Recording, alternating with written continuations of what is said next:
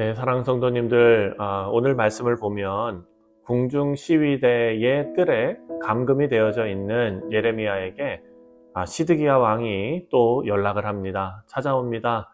이번이 벌써 세 번째입니다. 자, 물론 조언을 듣든지 안 듣든지 계속해서 이야기하는 것이 맞겠지요. 예레미야 입장에서는 시드기야 왕은 조언을 아무리 해도 하나님의 말씀을 아무리 들려줘도 듣지 않는 사람이라는 것을 알고 있었을 것입니다. 혹은 조언을 듣더라도 그 말씀대로 실행할 수 없는 꼭두각시 같은 왕이라는 것도 알고 있었을 것입니다. 그래서 예레미야는 시드기야 왕이 면담을 요청했을 때, 만나자고 했을 때 왕에게 조언하기를 조금 꺼립니다. 어떻게 알 수 있느냐? 15절 말씀을 보면은요, 15절에 예레미야가 시드기야에게 이르되 내가 이 일을 왕에게 아시게 하여도 왕이 결코 나를 죽이지 아니하시리까 가령 내가 왕을 권한다 할지라도 왕이 듣지 아니하시리이다. 시드기야는 나라의 정세가 불안하고 국제 정세가 너무나 급박하게 돌아가기 때문에 답답한 나머지 예레미야의 말을 다시 듣고 싶어 하는 것입니다. 그래서 하나님의 이름으로 맹세하면서 예레미야를 설득해서 하나님께서 혹시 너에게 주신 말씀이 있느냐? 나에 대해서 말씀한 것이 있느냐? 이렇게 물어보는 것입니다. 하지만 예레미야에게 나올 말씀은 정해져 있지요. 전에 하나님께서 확언하신 바 바벨론에 항복하면 살 것이다 라는 메시지 뿐입니다.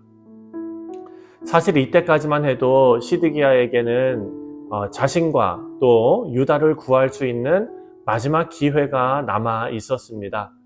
예레미야의 예언을 통해서 하나님의 뜻을 알았다면 그대로 믿고 온전하게 순종하고 또 그렇게 되면 그의 생명을 보존할 수 있었을 것입니다.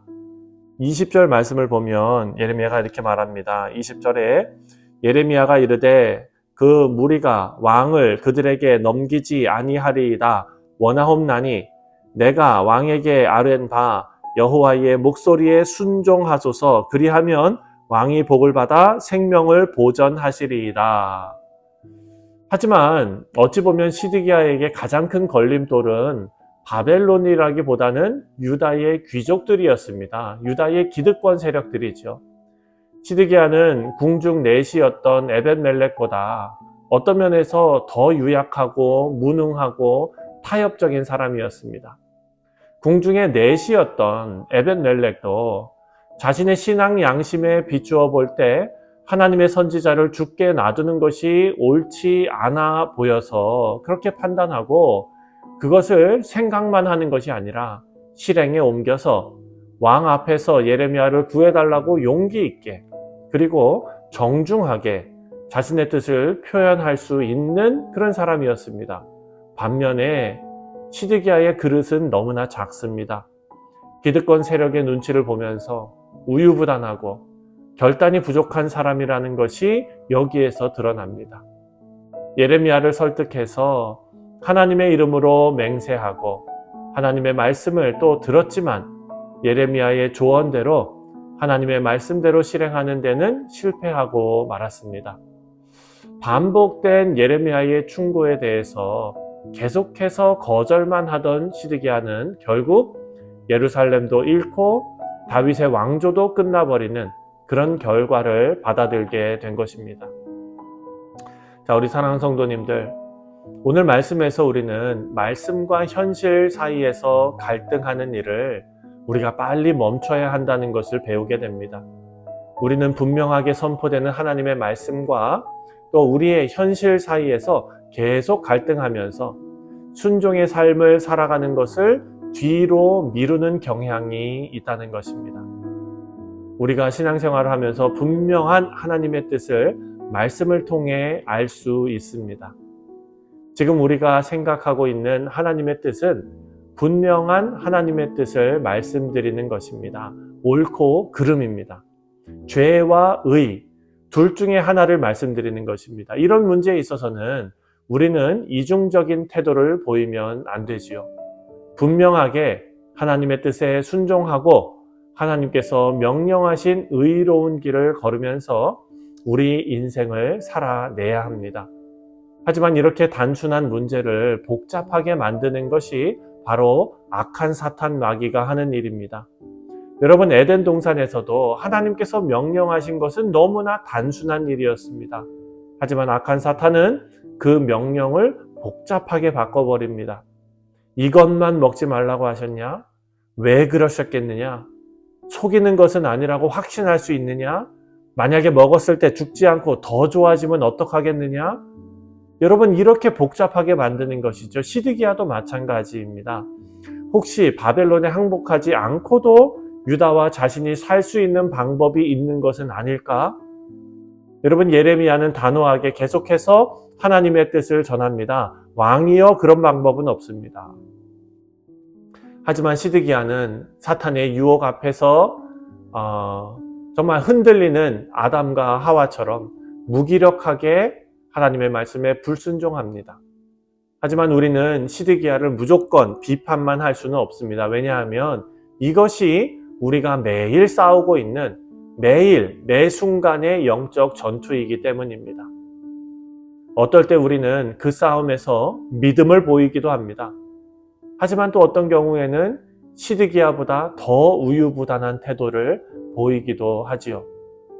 우리 사랑하는 성도님들, 우리 모두는 단순한 진리를 복잡하게 만드는 사탄의 유혹과 또 인간적인 생각들, 또한 인본주의적인 사상과 사람들의 말들과 여러분, 이 모든 것에 거리를 두고 하나님의 말씀과 진리, 그리고 그 진리가 주는 자유함을 우리가 사모하며 살아가면 좋겠습니다.